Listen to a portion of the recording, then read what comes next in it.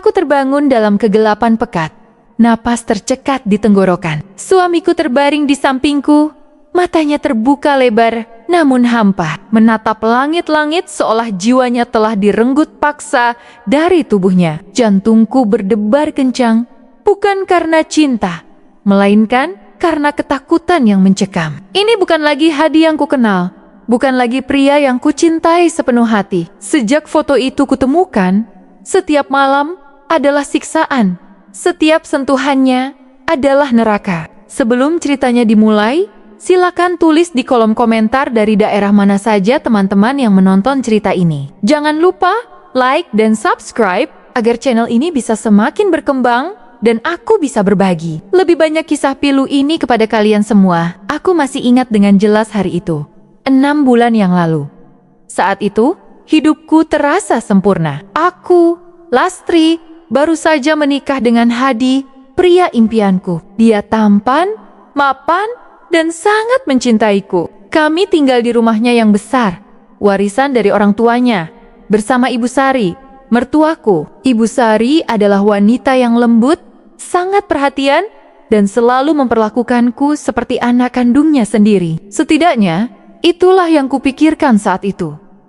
Pernikahan kami adalah impian yang menjadi kenyataan. Hadi selalu memanjakanku, memberiku kejutan-kejutan kecil, dan selalu ada untukku. Dia adalah suamiku, sahabatku, belahan jiwaku. Hari-hari kami dipenuhi tawa, cinta, dan rencana masa depan yang indah. Ibu Sari pun terlihat bahagia dengan kehadiran kami berdua. Dia seringkali mengatakan betapa inginnya dia segera memiliki cucu, agar rumah ini semakin ramai dan lengkap. Aku selalu tersenyum, berjanji akan segera memberinya cucu. Kami tahu itu adalah doa setiap mertua, dan kami pun tidak keberatan. Aku dan Hadi memang menginginkan anak secepatnya, melengkapi kebahagiaan kami. Namun, semua berubah pada suatu sore yang cerah saat aku membereskan kamar tidur kami. Hadi sedang bekerja, dan Ibu Sari sedang pergi ke pengajian. Aku sendirian di rumah, menikmati ketenangan. Aku mengangkat bantal Hadi untuk mengganti sarung bantal yang sudah kotor. Saat itulah, mataku menangkap sesuatu yang terselip di bawah bantalnya. Tersembunyi dengan sengaja. Sebuah amplop lusuh berwarna coklat, sedikit kotor, dan sudah termakan usia. Rasa penasaran menyergapku. Mengapa Hadi menyembunyikan amplop ini? Apa isinya? Dengan tangan bergetar, kubuka amplop itu. Isinya hanya selembar foto. Namun, foto itu membuat napasku tercekat. Itu adalah fotoku. Fotoku yang sedang tersenyum bahagia di hari pernikahan kami. Tapi, ada yang aneh, yang mengerikan. Di bagian dadaku, tepat di jantung, ada 3 jarum pentul yang menancap. Jarum-jarum itu menusuk fotoku dengan kejam, seolah ingin menghancurkan apapun yang diwakilinya. Darahku seolah berhenti mengalir. Tenggorokanku kering.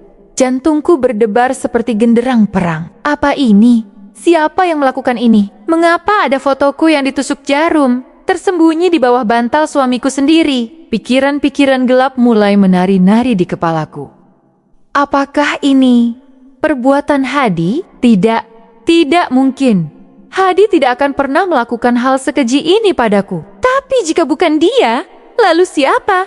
Dan mengapa di bawah bantalnya? Ketakutan itu merayap perlahan, dingin dan mematikan, menjalar ke seluruh tubuhku. Aku merasakan mual di perutku. Aku ingin berteriak, tapi suaraku tertahan. Aku ingin menangis, tapi air mataku tak mau keluar. Aku hanya bisa mematung, menatap nanar foto itu, yang kini terasa seperti sebuah kutukan. Aku mencoba menenangkan diri. Mungkin ini hanya lelucon aneh, atau mungkin ini hanya kebetulan. Tapi jauh di lubuk hatiku, aku tahu tidak ada yang namanya kebetulan dalam hal seperti ini. Jarum-jarum itu menancap begitu sengaja, begitu jahat. Aku meletakkan foto itu kembali ke dalam amplop, menyembunyikannya di tempat yang sama persis seperti saat aku menemukannya. Aku tidak tahu harus berbuat apa. Haruskah aku bertanya pada Hadi? Tapi bagaimana jika itu benar perbuatannya? Bagaimana jika dia menyimpan rahasia gelap yang selama ini tidak ku ketahui? Rasa curiga mulai menggerogoti kepercayaanku. sedikit demi sedikit menghancurkan fondasi pernikahan yang kubangun dengan cinta. Aku memutuskan untuk mengamati Hadi. Aku harus mencari tahu. Malam itu, Hadi pulang seperti biasa. Dia tersenyum, memelukku, mencium keningku. Tapi aku tidak bisa membalas senyumnya dengan tulus. Ada bayangan foto itu yang terus membayangiku. Aku berusaha bersikap normal, tapi setiap sentuhannya kini terasa asing.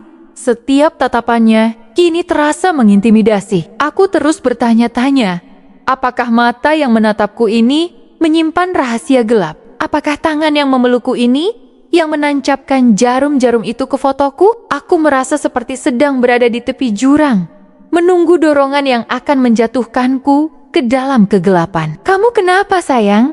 Kok melamun terus? Tanya Hadi lembut, mengelus rambutku. Aku terkesiap, tersadar dari lamunanku.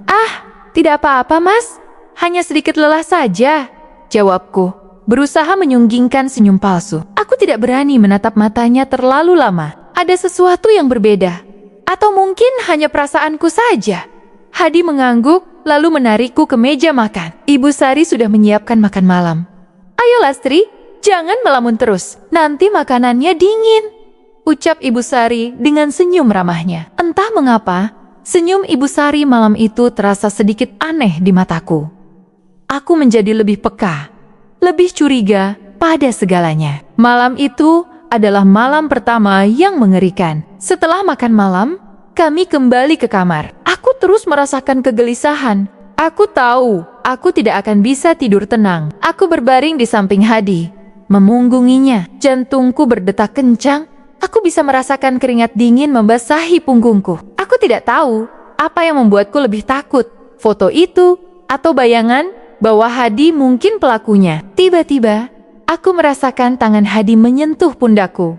Aku menegang, aku berusaha rileks, meyakinkan diriku bahwa ini hanyalah suamiku. Tapi ada yang aneh, sentuhannya terasa dingin, kaku. Bukan sentuhan hangat penuh cinta yang biasa kuterima darinya. Perlahan, dia membalikkan tubuhku agar menghadapnya. Aku memberanikan diri membuka mata. Dan apa yang kulihat membuat seluruh darahku mengering. Hadi menatapku, tapi matanya kosong, hampa, tidak ada ekspresi, tidak ada emosi, hanya kekosongan yang menyeramkan. Seolah-olah jiwanya telah pergi. Dan yang tersisa hanyalah cangkang tubuhnya. Tatapan itu menusukku, menembus sampai ke tulang sumsum. Aku belum pernah melihat tatapan seperti itu di mata Hadi. Itu bukan tatapan suamiku. Mulutku terbuka, tapi tidak ada suara yang keluar. Aku ingin berteriak, ingin mendorongnya. Tapi tubuhku seolah lumpuh karena ketakutan. Keringat dingin membanjiri dahiku. Aku merasakan napasnya yang dingin menerpa wajahku. Dia tidak berbicara. Dia hanya menatapku dengan mata kosong itu. Kemudian, tanpa kata, dia mulai menyentuhku. Sentuhannya kasar, dingin, dan mekanis. Tidak ada gairah, tidak ada kelembutan, hanya gerakan-gerakan yang hampa. Aku merasa seperti objek, bukan istri yang dicintai. Aku merasa jijik, takut, dan benar-benar tak berdaya. Aku tidak bisa melawan, aku hanya bisa memejamkan mata, membiarkan air mata mengalir membasahi pelipisku, berharap semua ini hanyalah mimpi buruk yang akan segera berakhir. Aku tidak tahu berapa lama waktu berlalu, tapi setelah semuanya selesai, Hadi kembali berbaring di sampingku, masih dengan mata kosong yang menatap langit-langit, seolah-olah tidak ada apa-apa yang terjadi. Aku tidak bisa tidur malam itu. Aku terus memandangi Hadi yang kini tampak seperti boneka hidup. Apa yang terjadi pada suamiku? Apa yang telah mengubahnya menjadi monster tanpa emosi ini? Apakah foto itu ada hubungannya dengan semua ini? Rasa takut kini bercampur dengan keputusasaan. Pagi harinya, Hadi bangun seperti biasa. Dia terlihat normal, tersenyum padaku, mencium keningku. Pagi sayang, tidurmu nyenyak? Tanyanya dengan suara ceria, seolah-olah malam tadi tidak pernah terjadi. Aku menatapnya dengan bingung. Nyenyak? Jawabku singkat, suaraku serak. Aku tidak tahu harus berkata apa. Haruskah aku bertanya tentang malam tadi? Tapi bagaimana jika dia tidak ingat? Atau lebih buruk, bagaimana jika dia mengingatnya dan berpura-pura tidak? Aku merasa takut untuk mengungkitnya. Kejadian malam itu terus berulang. Setiap malam, setelah semua orang tidur, Hadi akan bangun. Matanya kosong, dan dia akan memaksaku melayaninya. Tidak ada kata-kata, tidak ada emosi, hanya kekosongan dan sentuhan kasar. Setiap pagi, dia akan kembali menjadi Hadi yang normal, yang penuh kasih sayang. Aku merasa seperti hidup dalam dua dunia yang berbeda. Dunia siang yang bahagia, dan dunia malam yang penuh teror. Aku mulai kehilangan nafsu makan. Tubuhku semakin kurus. Lingkaran hitam di bawah mataku semakin jelas. Ibu Sari mulai menyadari perubahanku. "Lastri, kamu kenapa, Nak? Kok pucat sekali? Kamu sakit?" tanyanya suatu pagi. Menatapku khawatir. Aku hanya tersenyum tipis. "Tidak apa-apa, Bu. Mungkin hanya kurang tidur saja," jawabku. Aku ingin menceritakan semuanya, tapi lidahku keluh. Aku merasa malu, takut, dan tidak tahu siapa yang bisa kupercaya. "Kamu harus jaga kesehatan, Nak. Jangan sampai sakit." Hadi pasti khawatir. Dan juga, ibu kan sudah tidak sabar ingin menimang cucu. "Kalau kamu sakit-sakitan, bagaimana bisa cepat hamil?" ucapnya. Tersenyum lembut, tapi entah mengapa terasa sedikit menekan. Kata-kata Ibu Sari itu seolah menusukku. "Hamil? Bagaimana mungkin aku bisa hamil dari sentuhan-sentuhan kosong yang mencekik itu?" Aku bahkan tidak ingin memikirkannya. Aku takut jika aku hamil, anakku akan merasakan energi gelap yang sama dengan yang kurasakan setiap malam. Atau lebih buruk lagi, aku takut jika anakku akan menjadi target dari kekuatan jahat yang telah merasuki suamiku. Aku mulai mencari tahu. Diam-diam, saat Hadi bekerja dan Ibu Sari pergi, aku mulai menggeledah kamar kami. Aku mencari apapun yang bisa memberiku petunjuk. Aku mengangkat setiap bantal, memeriksa setiap laci. Aku bahkan memeriksa pakaian Hadi, berharap menemukan sesuatu. Tapi tidak ada. Amplop berisi foto itu adalah satu-satunya petunjuk. Aku juga mulai mengamati Ibu Sari. Dia selalu ramah, selalu tersenyum. Tapi terkadang, aku menangkap tatapan aneh di matanya. Tatapan yang sulit kuartikan. Apakah itu kepuasan atau kekhawatiran yang tersembunyi? Aku tidak yakin. Suatu hari, aku mencoba memberanikan diri bertanya pada Hadi. Saat itu sore hari, kami sedang duduk santai di teras. "Mas," panggilku pelan. "Ya sayang," jawab Hadi. Tersenyum padaku. "Aku ingin bertanya sesuatu," kataku. Suaraku bergetar. "Tanya apa?" Aku menarik napas dalam-dalam. "Akhir-akhir ini, aku merasa kamu agak aneh, Mas. Terutama di malam hari. Aku merasa, kamu bukan kamu yang biasanya." Wajah Hadi berubah bingung. "Aneh bagaimana, sayang? Aku merasa biasa saja. Mungkin kamu saja yang terlalu lelah." "Tidak, Mas. Aku serius. Aku merasa seperti kamu tidak ada di sana. Matamu kosong. Kamu seperti orang lain." Aku menjelaskan. Air mata mulai menggenang di mataku. Hadi menatapku dengan tatapan khawatir. Dia meraih tanganku. "Lastri, kamu ini kenapa? Kamu pasti terlalu banyak pikiran. Apa karena kita belum punya anak?" "Kamu jangan terlalu stres, sayang. Semua akan indah pada waktunya. Aku kan selalu mencintaimu." Dia memelukku erat, dan pelukannya terasa hangat, penuh kasih sayang. Sama seperti Hadi yang kukenal. Aku hampir saja percaya bahwa semua yang kurasakan hanya ilusi. Tapi bayangan mata kosong itu dan sentuhan dingin di malam hari tidak bisa hilang dari benakku. Aku tahu, aku tidak gila. Ada sesuatu yang salah. Aku tidak berani menyebutkan tentang foto itu. Aku masih takut dengan kemungkinan terburuk. Hari-hari berlalu, dan aku semakin terperangkap dalam ketakutan. Aku mulai menghindari Hadi di malam hari, mencoba mencari alasan agar tidak tidur dengannya. Tapi dia selalu menemukan cara, dan mata kosong itu selalu kembali. Aku bahkan mencoba tidur di sofa. Tapi Ibu Sari menegurku. "Lastri, kenapa kamu tidur di sofa? Tidak enak dilihat tetangga kalau sampai tahu. Nanti apa kata mereka? Suami istri kok tidur terpisah? Kamu harus akur dengan Hadi." kata Ibu Sari dengan nada menasihati. Tapi ada sedikit kekerasan di balik kata-katanya. Aku tidak punya pilihan. Aku harus kembali ke kamar itu. Ke neraka malamku. Berat badanku semakin turun. Aku sering sakit kepala. Dan aku merasa sangat lelah. Aku sering menangis diam-diam di kamar mandi. Mencoba mencari kekuatan yang tidak ada. Aku merasa sendirian. Aku tidak tahu siapa yang harus kupercaya. Suatu malam, aku terbangun dari tidurku karena haus. Aku memutuskan untuk turun ke dapur untuk minum. Saat melewati ruang tamu, aku mendengar suara lirih dari kamar Ibu Sari. Pintunya sedikit terbuka. Aku berhenti. Jantungku berdebar kencang. Aku tahu tidak sopan menguping, tapi naluriku mengatakan ada sesuatu yang penting. Aku mendekatkan telingaku ke celah pintu. Aku mendengar Ibu Sari berbicara. Suaranya terdengar berbisik, seolah tidak ingin ada yang mendengar. Ini sudah 6 bulan. Tapi dia belum juga hamil. Anak itu sungguh keras kepala, padahal sudah kuberikan ramuan khusus. Dan sudah kupastikan, Hadi menidurinya setiap malam. Kekuatan dari jarum itu seharusnya sudah cukup untuk membuatnya patuh dan cepat mengandung. Darahku mendidih. Jarum, ramuan, meniduriku setiap malam. Otakku berputar, mencoba mencerna setiap kata. Suara Ibu Sari terdengar dingin, penuh amarah. Sangat berbeda dari Ibu Sari yang kukenal. Aku bisa mendengar suara gemerisik, seperti seseorang sedang mengaduk sesuatu di dalam cangkir.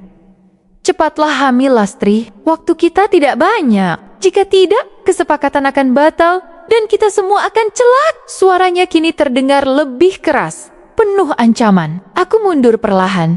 Napas tertahan di tenggorokanku. Tubuhku gemetar hebat. Jadi, bukan Hadi, Ibu Sari? Ibuku mertuaku yang baik hati? Itu tidak mungkin. Tapi apa yang baru saja ku dengar?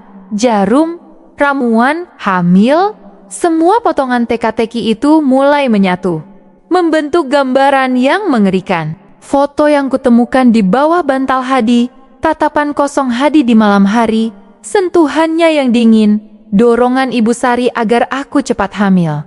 Semua itu kini memiliki satu benang merah. Ibu Sari adalah pelakunya. Aku merasakan mual yang luar biasa. Perasaan dikhianati mencabik-cabik jiwaku. Ibu Sari, wanita yang selama ini kuanggap seperti ibuku sendiri, ternyata adalah dalang di balik semua penderitaanku. Dia memanipulasi Hadi dan memanipulasiku. Tapi mengapa? Mengapa dia melakukan ini? Aku kembali ke kamar, berusaha sebisa mungkin agar tidak menimbulkan suara. Aku berbaring di tempat tidur, tapi tidak bisa tidur. Pikiranku kalut.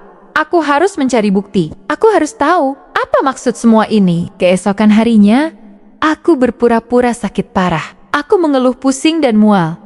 Berulang kali ke kamar mandi. Ibu Sari terlihat khawatir. Tapi aku bisa melihat sedikit rasa frustrasi di matanya. Hadi terlihat sangat khawatir. Dia bahkan menawarkan untuk membawaku ke dokter. Aku menolaknya, mengatakan aku hanya butuh istirahat. Ketika Ibu Sari pergi ke pasar dan Hadi pergi bekerja, aku mulai melakukan penyelidikan. Aku tidak hanya menggeledah kamarku sendiri, tapi juga kamar Ibu Sari.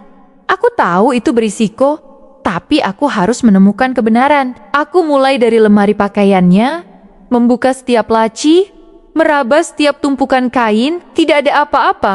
Kemudian aku melihat meja riasnya. Ada banyak botol kosmetik dan pernak-pernik. Aku memeriksa setiap benda dengan teliti. Di bawah tumpukan kain batik tua di sudut lemari, aku menemukan sebuah kotak kayu kecil yang sudah usang. Kotak itu tidak terkunci. Dengan tangan gemetar, kubuka perlahan. Di dalamnya ada beberapa benda aneh. Seikat rambut hitam, beberapa keris kecil, sebuah mangkuk berisi kemenyan kering, dan sebuah foto. Fotoku lagi. Tapi kali ini bukan hanya jarum yang menusuk. Ada juga kain hitam kecil yang diikatkan di leher fotoku. Dan di belakang foto itu tertulis tanggal lahirku. Di samping fotoku ada sebuah botol kecil berisi cairan kental berwarna kehitaman dengan bau yang sangat aneh. Bau itu sama persis dengan yang kucium dari napas Hadi beberapa malam lalu sebelum dia berubah. Aku tidak bisa menahan tangisku lagi. Air mataku jatuh membasahi foto itu. Ini adalah bukti. Ini adalah semua yang kubutuhkan. Ibu Sari memang pelakunya. Cairan ini pasti ramuan yang dia bicarakan. Ramuan yang membuat Hadi berubah menjadi boneka tanpa jiwa. Dan foto-foto ini, dengan jarum dan ikatan kain hitam, adalah bagian dari ritual gelap. Tapi ritual apa? Mengapa aku? Mengapa dia ingin aku hamil? Aku segera mengambil foto-foto itu, botol berisi cairan aneh, dan beberapa keris kecil sebagai bukti. Aku menyembunyikannya di dalam tasku. Aku harus pergi. Aku harus mencari bantuan. Tepat saat aku hendak keluar dari kamar Ibu Sari, aku mendengar suara pintu depan terbuka.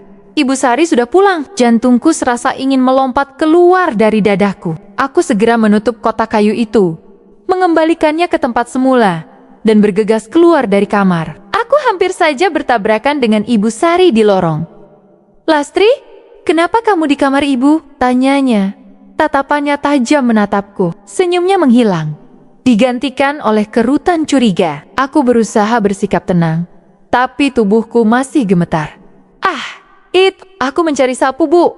Aku ingin membersihkan kamar kita, tapi sapunya tidak ada di tempat biasa, kataku, berusaha mencari alasan yang masuk akal. Ibu Sari menatapku curiga, matanya menyipit. Sapu ada di dapur, Lastri. Kenapa kamu mencari di kamar ibu? Aku terdiam, mati kutu. Aku tahu dia tidak percaya padaku. Aku bisa melihat kemarahan di matanya. "Maaf, Bu. Aku sedikit linglung karena sakit kepala. Aku mencoba lagi." Ibu Sari tidak berkata apa-apa. Dia hanya menatapku tajam, seolah sedang membaca pikiranku. Kemudian, dia berjalan masuk ke kamarnya. Aku berdiri di sana, napas tertahan, menunggu reaksinya. Aku tahu dia akan segera melihat bahwa kotak kayunya telah diganggu. Aku tahu aku dalam bahaya. Tiba-tiba, aku mendengar suara jeritan dari kamar Ibu Sari. "Lastri, apa yang kamu lakukan?" Aku tahu aku harus lari. Aku berlari sekuat tenaga menuju pintu depan. Tapi Ibu Sari lebih cepat. Dia sudah ada di depanku, menghalangiku. Wajahnya merah padam karena marah. Matanya melotot. Dia tidak lagi terlihat seperti Ibu Sari yang lembut. Dia terlihat seperti iblis. "Jadi kamu sudah tahu ya? Kamu sudah menggeledah kamarku kan? Dasar menantu tidak tahu diuntung," teriaknya. Suaranya melengking. Aku mundur, gemetar. "Aku tahu semua, Bu. Aku tahu apa yang ibu lakukan pada Hadi. Aku tahu ibu yang membuatku jadi seperti ini." "Diam. Jangan banyak bicara." Dia mencoba meraih tanganku, tapi aku berhasil menghindar. "Kenapa, Bu? Kenapa ibu melakukan ini? Apa salahku?" "Hadi itu anak ibu sendiri," teriakku. Air mataku tumpah ruah. Ibu Sari tertawa sinis. Tawa itu mengerikan, dingin, dan penuh kebencian. Salahmu adalah karena kamu terlalu polot. Kamu terlalu mudah dimanipulasi. Aku membutuhkanmu, Lastri. Aku membutuhkan rahimmu untuk melahirkan tumbal." "Tumbal?" Kata itu menusukku seperti pisau. Aku menatapnya tidak percaya. "Tumbal apa, Bu? Apa maksud ibu?" "Keluarga kami punya perjanjian, Lastri. Perjanjian dengan kekuatan gaib yang harus dipenuhi setiap 20 tahun sekali. Dan tumbalnya harus seorang bayi dari garis keturunan kami, yang lahir dari rahim wanita yang suci, yang belum ternoda, dan yang tidak tahu apa-apa," jelasnya. Suaranya penuh amarah dan keputusasaan. "Dan kamu, Lastri, kamu adalah pilihan yang sempurna. Kamu polos, kamu lugu, dan kamu sangat ingin punya anak. Aku sudah merencanakan ini sejak Hadi memperkenalkanmu padaku. Aku tidak bisa bernapas. Semua yang kudengar terasa seperti mimpi buruk terburukku. Perjanjian gaib, tumbal. Dia ingin bayiku menjadi tumbal. Wanita yang kuanggap ibuku sendiri ternyata adalah iblis berwujud manusia. Jadi, selama ini, ibu pura-pura baik. Ibu memanipulasi kami berdua? Ibu yang membuat Hadi seperti itu? Tanyaku. Suaraku nyaris tidak terdengar. "Tentu saja, aku merasuki Hadi dengan mantra, agar dia selalu menidurimu, agar kamu cepat hamil. Dan jarum itu untuk mengikat jiwamu, agar kamu tidak bisa melarikan diri dari takdirmu," teriak Ibu Sari. Matanya berkobar-kobar. Aku sudah bilang padamu untuk cepat hamil, tapi kamu selalu saja menghindar. Sekarang tidak ada pilihan lain, Lastri. Kamu harus hamil. Entah bagaimana caranya. Dia menerjangku, mencoba merebut tas yang kupegang erat. Aku tahu dia ingin mengambil kembali bukti-bukti itu. Aku melawan sekuat tenaga. Kami bergumul di ruang tamu. Dia mencakar wajahku, menarik rambutku. Aku merasakan sakit, tapi rasa takut dan kemarahan memberiku kekuatan. Aku berteriak minta tolong, berharap ada tetangga yang mendengar. Saat kami bergumul, tas di tanganku terlepas. Isinya berhamburan. Foto-foto, botol ramuan, keris kecil. Semua berserakan di lantai. Ibu Sari dengan cepat mencoba meraih botol ramuan itu. Pada saat yang sama, pintu depan terbuka. Hadi masuk, baru pulang bekerja. Dia melihat kami berdua bergumul di lantai. Bukti-bukti berserakan. Wajahnya langsung berubah panik. "Ibu, Lastri, ada apa ini?" teriak Hadi. Berlari mendekat. Ibu Sari panik. Dia tahu dia tertangkap basah. Dia mencoba menendang botol ramuan itu agar pecah. Tapi aku dengan sigap menahannya. "Mas, ini semua perbuatan ibu. Dia ingin menjadikan bayiku tumbal. Dia yang merasuki kamu," teriakku, menunjuk botol ramuan dan foto-foto di lantai. Hadi menatap Ibu Sari, lalu menatapku, lalu menatap benda-benda di lantai. Wajahnya memucat. "Apa maksudnya ini, Bu?" tanyanya. Suaranya bergetar. Ibu Sari berusaha keras untuk tetap tenang. "Tidak, Hadi, jangan dengarkan dia. Lastri sudah gila. Dia berhalusinasi. Dia menuduh ibu yang tidak-tidak." Aku menggelengkan kepala. "Tidak, Mas. Ini buktinya. Ini fotoku yang ditusuk jarum. Ini ramuan yang ibu gunakan untuk merasukimu. Coba Mas lihat matanya, Mas. Tatap matanya. Dia bukan ibu yang kita kenal." Hadi menatap Ibu Sari. Aku bisa melihat kebingungan dan keraguan di matanya. Dia melihat ekspresi Ibu Sari yang tegang, yang tidak seperti biasanya. Ibu Sari membalas tatapan Hadi dengan tatapan tajam, seolah mencoba mengintimidasinya. Namun, Hadi kini sudah dewasa. Dia tidak lagi anak kecil yang mudah dibohongi. Perlahan, dia membungkuk, mengambil botol ramuan itu. Dia membuka tutupnya dan mencium baunya. Wajahnya langsung berubah pucat pasi. Bau ini yang sering tercium di kamarku saat aku bangun tidur. Bau ini, Hadi tidak bisa melanjutkan kata-katanya. Dia menatap Ibu Sari dengan tatapan yang terluka, marah, dan tidak percaya.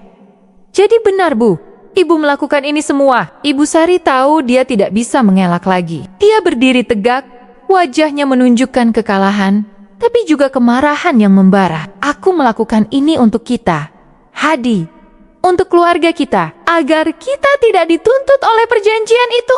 Kita butuh tumbal." Hadi menggelengkan kepala. "Tidak, Bu, ini kejahatan. Ibu telah menyakiti Lastri. Ibu telah menyakiti aku. Ibu telah membuat kami menderita. Apa yang ibu lakukan ini adalah dosa besar. Dosa. Kamu tidak tahu apa-apa, Hadi. Kamu tidak tahu betapa beratnya beban keluarga ini. Aku terpaksa melakukannya," teriak Ibu Sari. Air mata mulai mengalir di pipinya, tapi bukan air mata penyesalan, melainkan air mata keputusasaan dan kemarahan. "Tidak ada paksaan yang membenarkan kejahatan, Bu." Hadi berbalik menghadapku.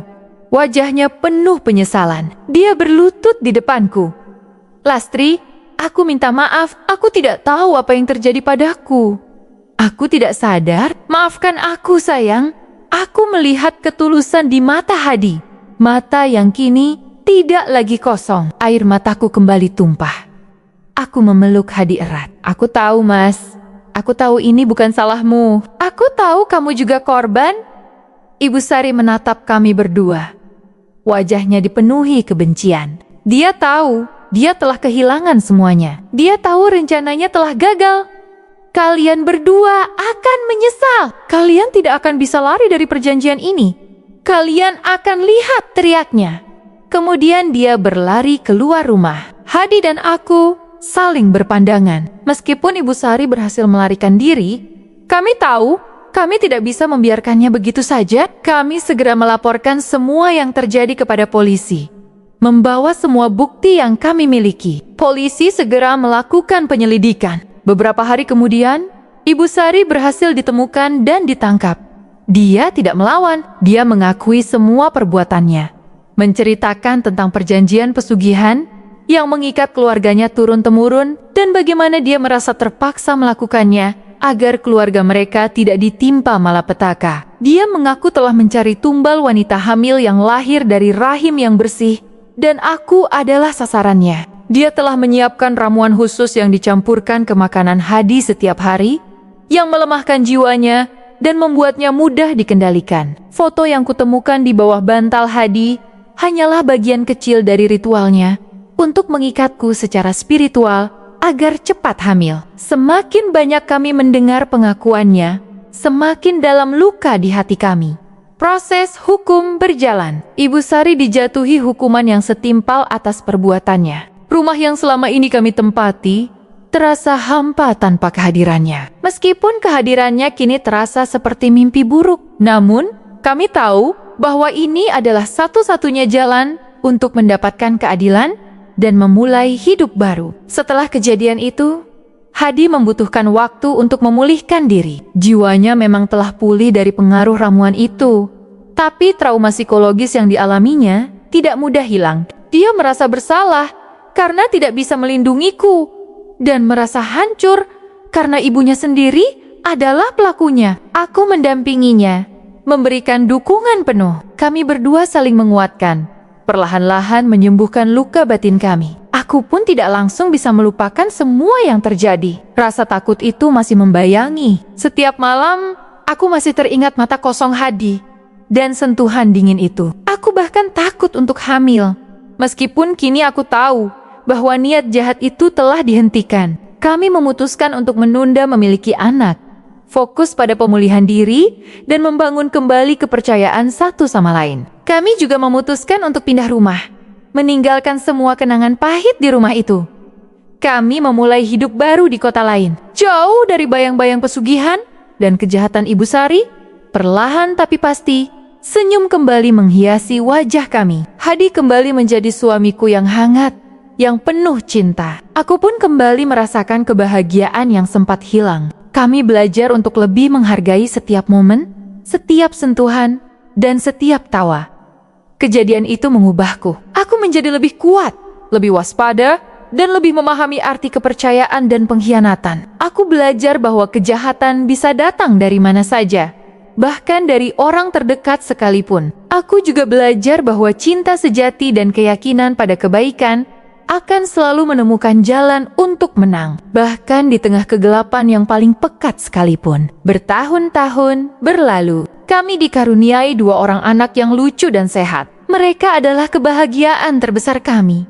Bukti bahwa cinta kami mampu melewati badai terburuk. Aku sering memandangi mereka saat tidur, bersyukur atas kehidupan yang indah ini. Aku tidak pernah melupakan pengalaman pahit itu, tapi aku memilih untuk tidak membiarkannya mengendalikan hidupku. Aku menjadikannya pelajaran, sebuah pengingat akan kekuatan diri dan pentingnya berpegang teguh pada kebenaran. Hadi dan aku hidup bahagia, membangun keluarga yang penuh kasih sayang. Kami selalu bercerita kepada anak-anak kami tentang pentingnya kejujuran, kebaikan, dan keberanian. Ibu Sari masih menjalani hukumannya. Kami tidak lagi mengunjunginya. Namun kami mendoakan agar dia menemukan kedamaian di dalam dirinya dan bertobat. Kisahku mungkin mengerikan, penuh dengan ketakutan dan pengkhianatan. Tapi di balik semua itu, ada pelajaran berharga yang kudapatkan. Bahwa terkadang kejahatan datang dalam wujud kebaikan. Dan bahwa kita harus selalu percaya pada naluri kita. Dan yang terpenting, bahwa cinta yang tulus dan kekuatan untuk berjuang akan selalu membawa kita pada kemenangan terbesar dalam hidupku. Setelah Ibu Sari ditangkap, dunia kami tidak lantas kembali normal. Malah sebaliknya, seolah-olah tabir gelap yang selama ini menutupi kehidupan kami diangkat paksa, memperlihatkan kekacauan yang jauh lebih mengerikan. Proses hukum berjalan, dan setiap hari adalah siksaan baru. Pemberitaan media lokal gencar mengangkat kasus ini, menjadikannya tontonan publik yang sensasional. Nama Ibu Sari yang dulu dikenal sebagai sosok yang ramah, dan dermawan, kini dicap sebagai pelaku pesugihan keji yang tega mengorbankan darah dagingnya sendiri. Setiap kami keluar rumah, tatapan mata tetangga terasa seperti ribuan jarum yang menusuk kulit. Bisik-bisik, tatapan iba bercampur jijik, seolah kami adalah bagian dari kekotoran itu. Aku dan Hadi berusaha untuk tidak peduli, mencoba menanamkan dalam diri bahwa kami adalah korban. Tapi bagaimana bisa? Hadi adalah anak kandung Ibu Sari. Ada darah Ibu Sari yang mengalir dalam dirinya.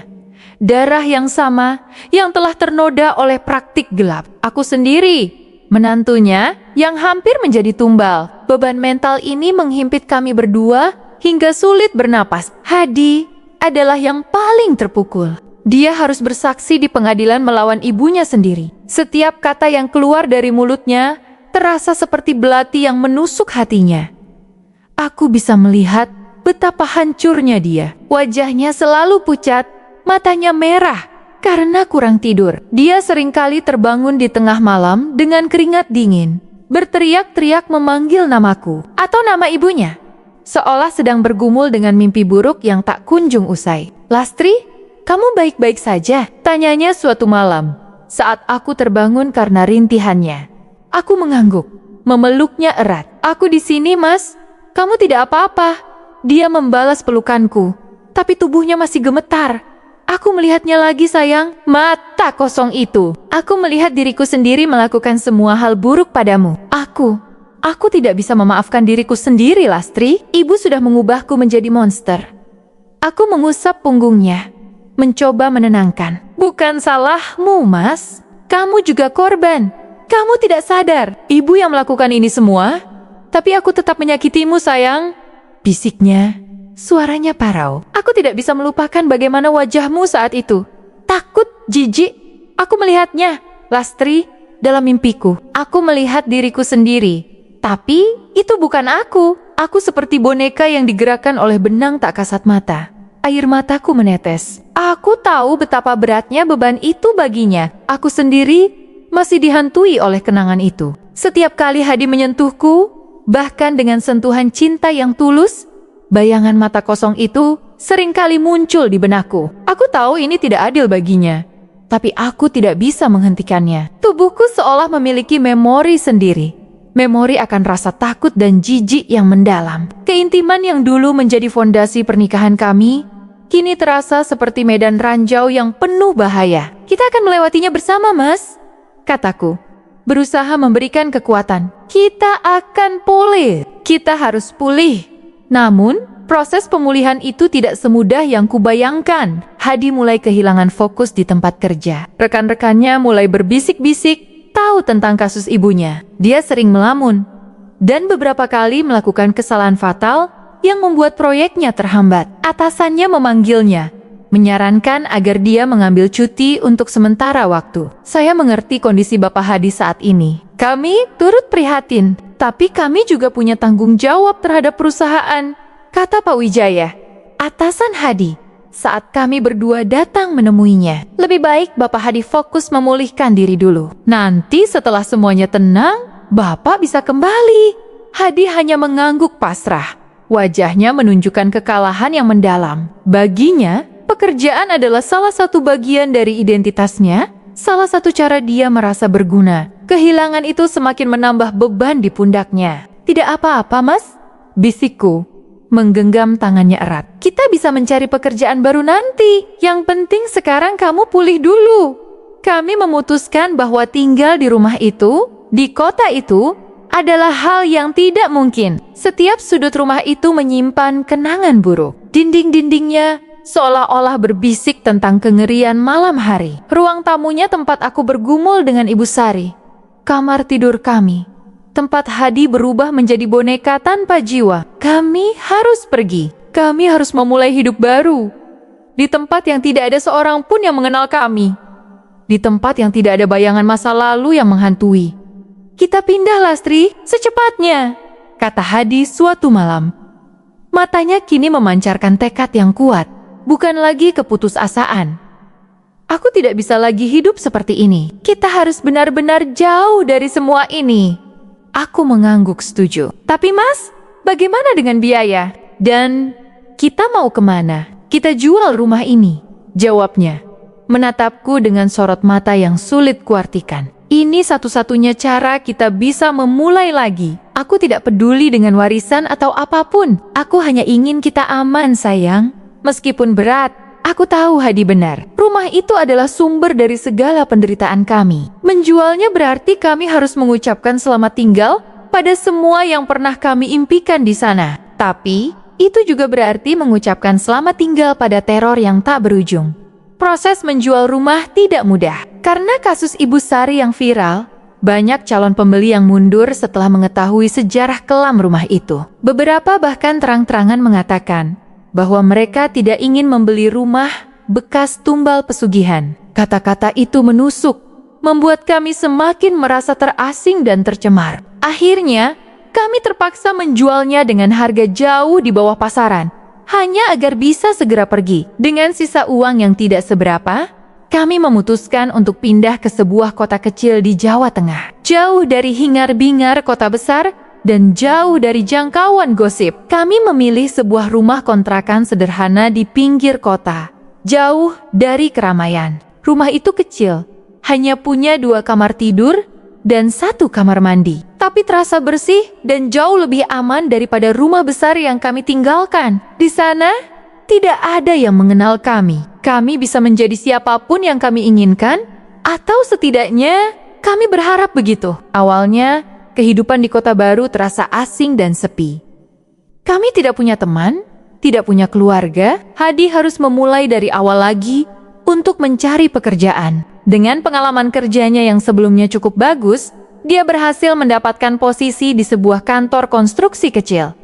Gajinya tidak sebesar dulu, tapi cukup untuk hidup sederhana. Aku sendiri mencoba mencari pekerjaan sampingan, mengajar les privat anak-anak tetangga. Ini semua demi membangun kembali hidup kami. Meskipun fisik kami sudah berada di tempat yang baru, luka batin kami masih menganga. Setiap malam, aku masih merasakan ketakutan itu. Setiap kali Hadi mendekat, aku masih menegang. Aku tahu dia merasakannya. Aku melihat kesedihan di matanya. Setiap kali aku menghindar, setiap kali aku menarik diri. Suatu malam, Hadi mencoba lagi. Dia memelukku dari belakang saat aku sedang melamun di teras rumah kontrakan kami. Pelukannya hangat, penuh kelembutan. "Sayang," bisiknya di telingaku. "Kamu masih belum bisa." Aku menghela napas. Air mata mulai menggenang. Aku tidak tahu, Mas. Aku ingin sekali. Aku ingin kembali seperti dulu. Tapi setiap kali kamu mendekat, aku teringat lagi. Dia membalikan tubuhku agar menghadapnya. Matanya penuh kesedihan, tapi juga pengertian. "Tidak apa-apa, Lastri. Aku mengerti. Kita butuh waktu. Aku akan menunggumu sampai kapanpun itu." Kata-kata itu membuatku semakin merasa bersalah. Hadi adalah korban, sama sepertiku. Dia tidak pantas mendapatkan perlakuan seperti ini. Tapi trauma itu begitu kuat, begitu mengakar. Aku merasa terperangkap dalam ketakutanku sendiri. Beberapa bulan berlalu di kota baru. Kami mulai menyesuaikan diri. Aku punya beberapa murid les privat, dan Hadi mulai menunjukkan kemajuan di pekerjaannya.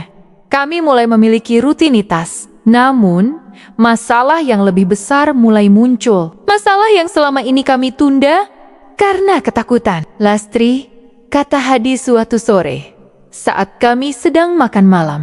"Aku sudah memikirkannya. Aku rasa kita harus mulai mencoba untuk memiliki anak." Sendok di tanganku jatuh, berbunyi nyaring mengenai piring. Aku menatapnya terkejut. "Anak, Mas? Kamu serius? Setelah semua yang terjadi, aku masih takut, Mas." Hadi menatapku dengan tatapan lembut, tapi ada sedikit kekecewaan di dalamnya. "Aku tahu kamu takut, sayang. Aku juga. Tapi kita sudah melewati banyak hal. Kita sudah jauh dari ibu. Semua sudah aman. Kita kan sudah menikah lama, Lastri. Bukankah kita memang menginginkan anak?" Internal monologku bergejolak. Ya, aku memang menginginkan anak. Dulu, itu adalah impian terbesarku. Tapi sekarang, setelah ancaman tumbal itu, setelah mengetahui bahwa ada orang yang ingin mengambil bayiku, aku merasa ngeri. Rasa takut itu melebihi keinginan untuk menjadi seorang ibu. Aku tahu, Mas. Tapi bagaimana jika ada sesuatu yang tersisa? Bagaimana jika perjanjian itu belum sepenuhnya lepas? Aku tidak mau anak kita berada dalam bahaya, kataku. Suaraku bergetar. Itu tidak akan terjadi, Lastri. Kita sudah pindah jauh.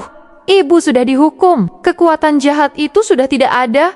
Hadi mencoba meyakinkanku. Kita tidak bisa hidup dalam ketakutan selamanya.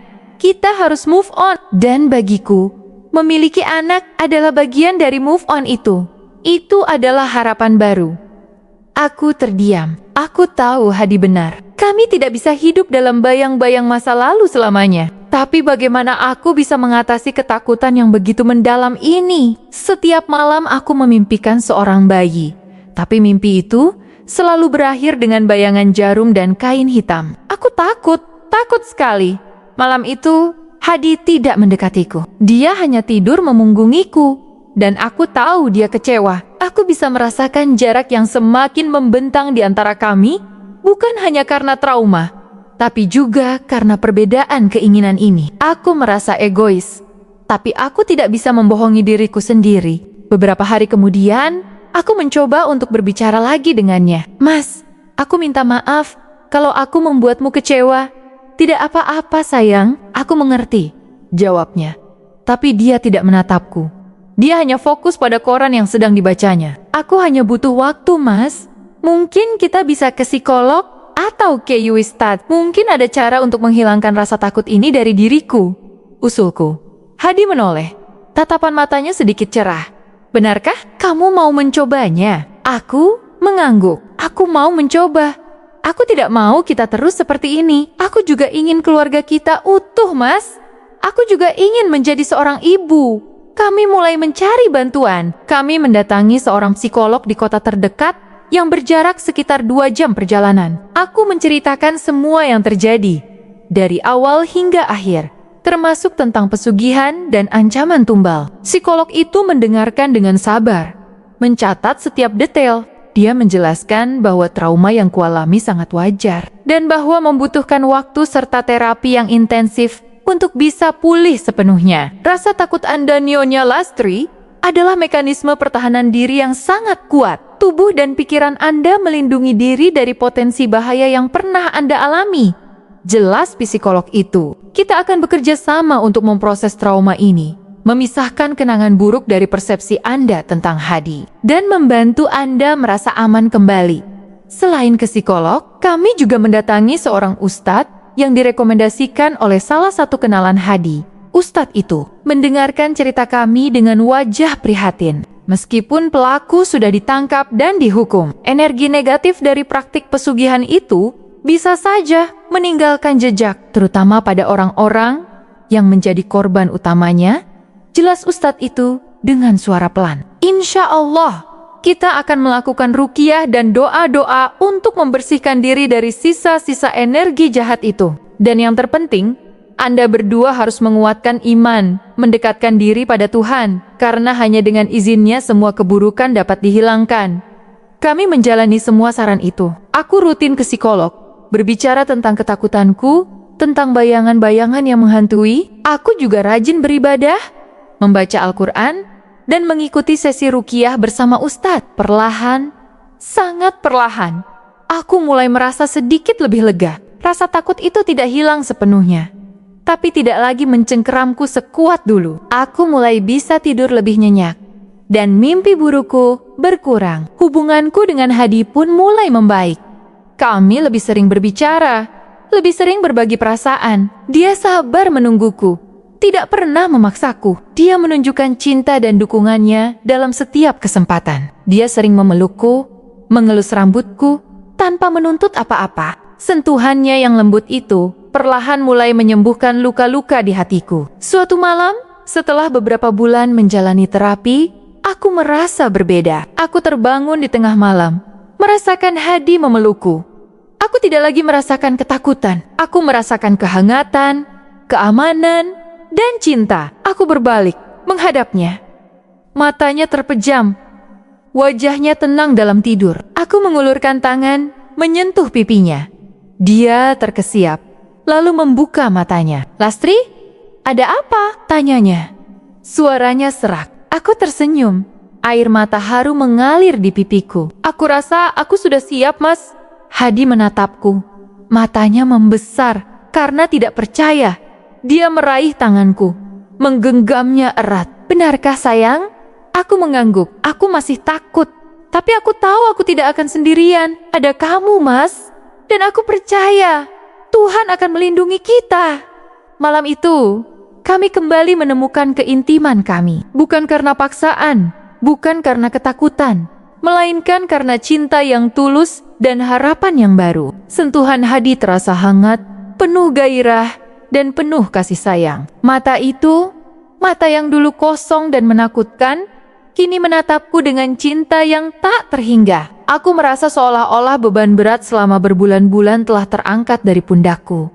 Kami masih belum hamil, tapi kini ada harapan. Harapan yang kami bangun perlahan dengan cinta dan keyakinan. Kami tahu perjalanan kami masih panjang dan luka-luka lama mungkin akan kembali membayangi sewaktu-waktu. Namun, kami tidak lagi sendirian. Kami memiliki satu sama lain. Dan kami memiliki kekuatan untuk menghadapinya bersama. Kehidupan kami mulai menata kembali. Hadi lebih bersemangat bekerja. Dan aku merasa lebih nyaman dengan diriku sendiri. Kami mulai berani merencanakan masa depan, termasuk membangun rumah impian kecil kami. Aku bahkan sudah mulai mencari nama-nama bayi yang lucu. Setiap kali kami melewati toko bayi, aku tidak lagi merasa takut, melainkan merasakan kebahagiaan yang meluap-luap. Sampai suatu hari, sekitar 8 bulan setelah kami pindah ke kota baru, aku mulai merasakan mual-mual di pagi hari. Awalnya aku mengira hanya masuk angin biasa, atau mungkin kelelahan. Tapi mual itu tidak kunjung hilang, malah semakin parah. Aku juga merasa sangat lelah, dan nafsu makanku berubah drastis. Hadi memperhatikan perubahanku. "Kamu kenapa, sayang? Kok pucat sekali? Kamu sakit?" tanyanya khawatir. Aku hanya tersenyum tipis. "Tidak tahu, Mas. Mungkin memang masuk angin." Tapi jauh di lubuk hatiku, aku tahu ini bukan masuk angin biasa. Ada firasat yang kuat, firasat yang membuat jantungku berdebar kencang antara takut dan bahagia. Aku memutuskan untuk membeli alat tes kehamilan secara diam-diam. Pagi berikutnya, saat Hadi sudah berangkat kerja, aku mengambil alat tes itu. Dengan tangan gemetar, aku mengikuti petunjuknya. Aku menunggu. Setiap detik terasa seperti 1 jam. Lalu muncul 2 garis. 2 garis merah muda yang jelas. Aku hamil. Air mataku tumpah ruah. Ini adalah kabar yang kami tunggu-tunggu. Kabar yang sudah lama kuimpikan. Tapi di balik kebahagiaan itu, muncul lagi secercah ketakutan. Tumbal! Bayangan Ibu Sari dengan mata jahatnya. Kata-kata tentang perjanjian gaib. Semua itu kembali menghantui. Aku terduduk di lantai kamar mandi, memeluk lututku, dan menangis. Apakah aku akan baik-baik saja? Apakah bayiku akan baik-baik saja? Aku sudah menjalani terapi, ruqyah, dan aku sudah merasa kuat. Tapi di momen ini, semua kekuatan itu seolah runtuh. Aku tidak tahu harus memberitahu Hadi bagaimana. Haruskah aku bahagia atau haruskah aku khawatir? Aku ingin sekali berbagi kabar gembira ini dengannya, tapi rasa takut itu membuat lidahku keluh. Aku menghabiskan sepanjang hari di rumah, mencoba menenangkan diri, mencoba meyakinkan diriku bahwa semua akan baik-baik saja. Saat Hadi pulang kerja, aku menyambutnya dengan senyum yang sedikit dipaksakan. Dia langsung menyadari ada yang tidak beres. "Lastri, ada apa? Kamu sakit?" tanyanya, meraih tanganku. Aku menggelengkan kepala. "Tidak, Mas. Aku ingin memberitahumu sesuatu." Aku membawanya ke kamar, lalu menyerahkan alat tes kehamilan yang masih menunjukkan 2 garis. Hadi menatapnya, lalu menatapku. Awalnya dia terlihat bingung. Lalu matanya membesar, dan senyum lebar merekah di wajahnya. "Lastri, kamu hamil?" tanyanya. Suaranya bergetar karena haru. Aku mengangguk. Air mata kembali mengalir. Hadi langsung memelukku erat, mengangkat tubuhku, dan memutar-mutarku. Dia tertawa bahagia, tawa yang tulus dan penuh kegembiraan. "Alhamdulillah, terima kasih ya Allah, aku akan jadi ayah, Lastri. kita akan punya bayi!" Teriaknya penuh semangat. Melihat kebahagiaan Hadi, rasa takutku sedikit mereda. Senyumnya menular. Aku membalas pelukannya, merasakan kehangatan dan kekuatan darinya. Namun, aku tahu aku harus jujur tentang ketakutanku. "Mas," kataku, setelah dia menurunkan aku bahagia, sangat bahagia. Tapi, aku juga takut. Wajah Hadi berubah serius. Dia menatapku lembut. "Takut kenapa, sayang? Kita sudah jauh dari semua itu. Ibu Sari sudah dihukum, kita sudah dibersihkan. Aku tahu, tapi bayangan tumbal itu masih ada di kepalaku, Mas. Bagaimana jika perjanjian itu masih mengejar kita? Bagaimana jika anak kita?" Suaraku tercekat. Hadi memelukku lagi. "Sesti, jangan bicara seperti itu, sayang. Jangan berpikiran negatif. Kita sudah berusaha semaksimal mungkin. Kita sudah berdoa. Tuhan tidak akan meninggalkan kita. Kita akan menjaga bayi ini bersama-sama. Kita akan melindunginya dengan segenap jiwa dan raga kita." Kata-kata Hadi memberikan ketenangan. Aku tahu dia benar. Kami tidak bisa hidup dalam ketakutan selamanya. Kami harus percaya. Kami harus berjuang. Kami harus menjadi orang tua yang kuat untuk calon bayi kami. Namun, ketenangan itu tidak berlangsung lama. Beberapa minggu setelah aku hamil, kejadian aneh mulai terjadi lagi. Aku mulai merasakan hawa dingin yang menusuk setiap kali aku berada sendirian di rumah. Terkadang, aku mendengar bisikan-bisikan aneh yang tidak jelas asalnya.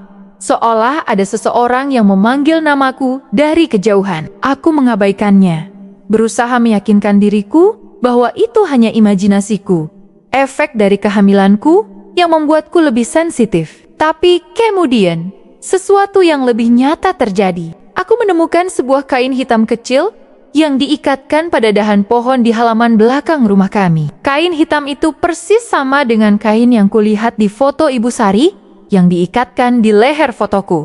Jantungku berdebar kencang. Ini bukan kebetulan. Ini adalah peringatan. Seseorang tahu tentang kehamilanku dan seseorang sedang mengawasi kami. Aku segera menunjukkan kain itu pada Hadi. Saat dia pulang, wajahnya langsung memucat. Ini tidak mungkin, bisiknya. Tangannya gemetar memegang kain itu. Bagaimana bisa? Kita sudah pindah jauh. Tidak ada yang tahu kita di sini. Aku juga tidak tahu, Mas. Tapi ini nyata. Ini sama persis dengan yang Ibu Sari gunakan, kataku. Suaraku bergetar. Aku takut, Mas. Aku takut dia masih punya antek-anteknya. Atau jangan-jangan perjanjian itu memang belum putus. Hadi berusaha menenangkan diri. Tenang, sayang. Kita jangan panik dulu. Mungkin ini hanya kebetulan. Atau mungkin orang iseng. Tapi jauh di lubuk hati kami, kami tahu itu bukan kebetulan atau orang iseng. Perasaan takut yang sama yang pernah kami rasakan di rumah lama kini kembali merayap, mencekik kami perlahan. Kami mencoba untuk tidak terlalu memikirkannya, tapi pikiran itu terus menghantuiku. Aku menjadi paranoid.